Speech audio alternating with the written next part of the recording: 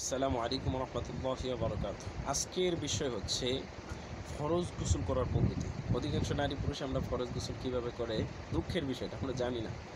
তো আজকের বিষয়টা ফরজ গোসল করার পদ্ধতি। তো ফরজ গোসল রাসূল সাল্লাল্লাহু আলাইহি ওয়াসাল্লাম কীভাবে করেছেন, কীভাবে করতে বলেছেন, সাহাবী তাবেঈন সালফে সালিহিন তারাও রাসূল সাল্লাল্লাহু আলাইহি ওয়াসাল্লামকে ফলো করে কীভাবে গোসল করতেন সেই গোসলের ব্যাপারে আজকে কথা বলবো ইনশাআল্লাহু মুস্তাআন। সম্মানিত সুধীবৃন্দু, প্রথমে দুই হাত এই কবজি পর্যন্ত, ডান হাত এবং বাম হাত কবজি পর্যন্ত দৌত করে বাম হাতে পানি নিয়ে ডান হাতে দিয়ে, অর্থাৎ বাম হাতে পানি নিয়ে ডান হাতে পানি নিয়ে বাম হাতে দিবেন। বাম হাতে দেওয়ার পরে এই বাম হাতের পানিটা লজ্জাস্থান ভালোভাবে ধৌত করবেন। ধৌত করার পরে এই উভয় হাতই সুন্দর করে মাটিতে মাজবেন। যদি মাটি থাকে মাটি, সাবান থাকলে সাবান, আর ছাই থাকলে ছাই। তবে সবচেয়ে উত্তম হচ্ছে মাটির ব্যাপারটা সবচেয়ে উত্তম, এটা আমরা দেখব। এরপরে সালাতের অজু, অর্থাৎ আমরা নামাজে যেভাবে অজু করি, নামাজ ফার্সি ভাষা, সালাত হচ্ছে আরবি ভাষা, তফাৎ করার দরকার নেই, তবে সলাৎ বলাটাই বেটার। তা আমরা সলাতে যে অজু করি ঠিক সেইভাবে অজু করব। অজু করার পর 3 অঞ্জলি পানি, এইভাবে অঞ্জলি নিব, নিয়ে 3 অঞ্জলি পানি আমরা মাথায় দিয়ে দেব, মাথায় দেব। অতঃপর 2 পা, যদি বাথরুমে থাকে আমরা থাকি, ওইখান থেকে একটু সরে এসে আমরা 2 পা সুন্দর করে ধৌত করব। আয়েশা রাদিয়াল্লাহু তাআলা আনহা বলেন, রাসূল সাল্লাল্লাহু আলাইহি সাল্লাম যখন অপবিত্রতার গোসল করতেন তখন প্রথমে 2 হাত, এই যে 2 হাত, এই 2 হাত ধুতেন। এখানে একটু প্রশ্ন আছে, কথা আছে, যদি গামলা ভর্তি পানি থাকে তাহলে ওই গামলা ভর্তি পানি পুরাটার ভিতরে হাত ধৌত করার পূর্বে হাত দেওয়া যাবে না, দিলে পানি নষ্ট হয়ে যাবে। আগে হাতটা ধৌত করতে হবে, ছাই, মাটি, সোডা, সাবান যেটাকে দিয়ে হোক ধৌত করে নিতে হবে।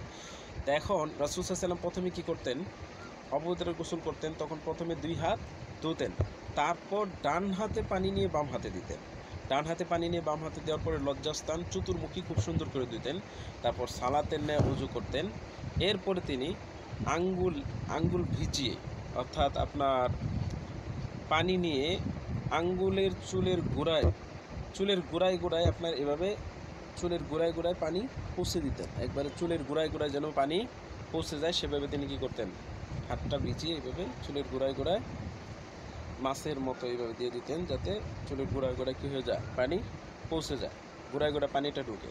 এমনিভাবে যখন মনে হতো যে পানি গোড়ায় ঢুকে গেছে, তখন তিনি মাথায় 3 অঞ্জলি পানি এভাবে ঢেলে দিতেন। 3 অঞ্জলি পানি ঢেলে দেওয়ার পরে গোটা শরীরটা সুন্দর করে ধৌত করতেন, যেন কোথাও ভিজবার বাকি না থাকে। এটা ছিল রাসূল সাল্লাল্লাহু আলাইহি সাল্লামের ফরজ গোসলের বর্ণনা। এরপর রাসূল সাল্লাল্লাহু আলাইহি সাল্লাম পা ধৌত করতেন, যেখানে গোসল করেছেন তার থেকে একটু সরে এসে রাসূল সাল্লাল্লাহু আলাইহি সাল্লাম সুন্দর করে পাও ধৌত করতেন। হাদিস হচ্ছে সহিহ মুসলিম 316 নম্বর হাদিস, আর বুলুগুল মারাম হাদিস নাম্বার হচ্ছে 119 নম্বর হাদিস। সম্মানিত সুধীবৃন্দু, পৃথিবী এতটা আপডেট, এতটা সহজ হয়ে গেছে যেখানে আপনার আর কোনো লজ্জা বা ভুলভ্রান্তি থাকার কোনো প্রশ্ন আসে না। আপনি চাইলেই সব কিছু জানতে পারতেছেন, চাইলেই সব কিছু বুঝতে পারতেছেন। এই জন্য আশা রাখি প্রত্যেকে আমরা এমনভাবে ব্যাপারটা বুঝবো বা বোঝার চেষ্টা করব যেন এই ফরজ গোসলটা সকলের হয়।